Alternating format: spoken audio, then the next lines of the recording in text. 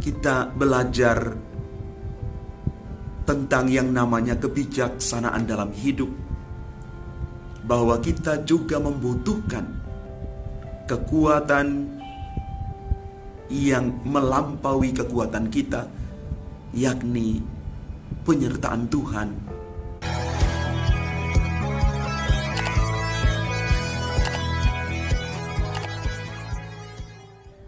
Salam Bapak Ibu, saudara dan saudari, sahabat-sahabat garam dunia yang terkasih.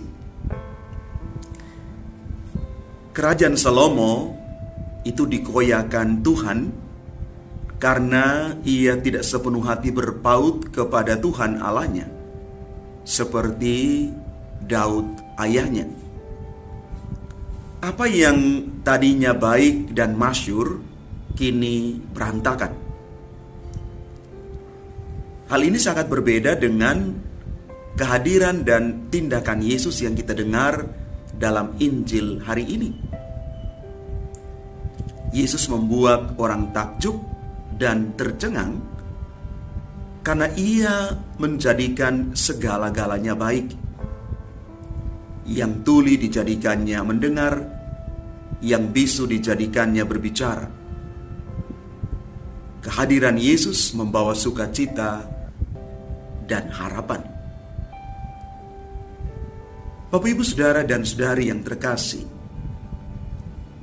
kehidupan dan kehadiran Yesus merupakan model utama bagi kita para pengikutnya. Artinya, dimanapun para pengikut Kristus berada, mestinya di sana ada kebaikan, ada harapan, juga sukacita.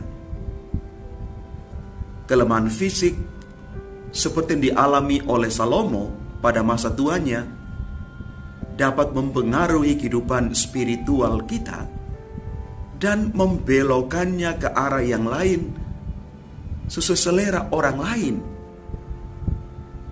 Untuk itu, merawat relasi secara terus-menerus dengan Tuhan melalui doa dan juga aktivitas spiritual lainnya itu sangat penting.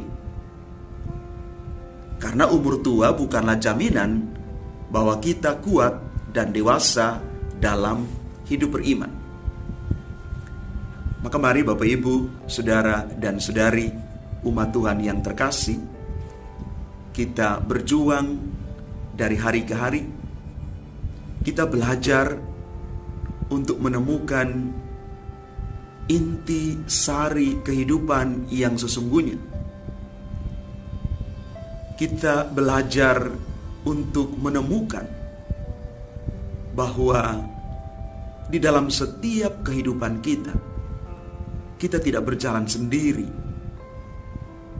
Kita tidak berjuang menggunakan kemampuan diri kita sendiri yang kadang-kadang terbatas. Maka kita perlu mengikut sertakan Tuhan di dalam segala situasi hidup apapun juga. Kadang-kadang kita berpikir semua yang terjadi itu adalah kekuatan kita. Lalu ketika kita mengalami yang namanya kegagalan, kejatuhan, lantas kita mempersalahkan orang lain, bahkan juga kita mempersalahkan Tuhan.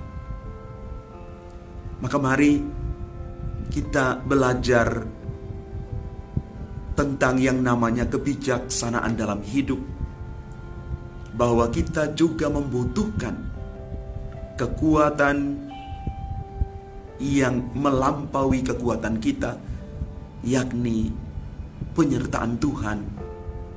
Karena bagaimanapun juga, apapun yang kita kerjakan, yang kita rancangkan tanpa seizin Tuhan, kita akan berjalan di dalam karya pelayanan, di dalam pekerjaan dan apapun, tetapi akan kehilangan makna. Maka kadang-kadang tidak heran orang bertanya, apa yang saya cari dalam hidup ini? Mengapa itu terjadi? Karena kita kehilangan orientasi. Disorientasi ini yang membawa orang sampai kurang menemukan makna terdalam dari hidup yang sesungguhnya. Padahal kalau kita mau menelisik lebih dalam, kita akan menemukan bahwa kedalaman kehidupan yang paling utama yang kita perjuangkan adalah ketika segala sesuatu yang kita lakukan sebagai orang beriman demi kemuliaan nama Tuhan yang makin besar dan juga berkat untuk kita. Mari Bapak Ibu, kita berjuang bersama, belajar untuk menemukan makna terdalam di balik kehidupan kita. Tuhan memberkati kita sekalian. Amin.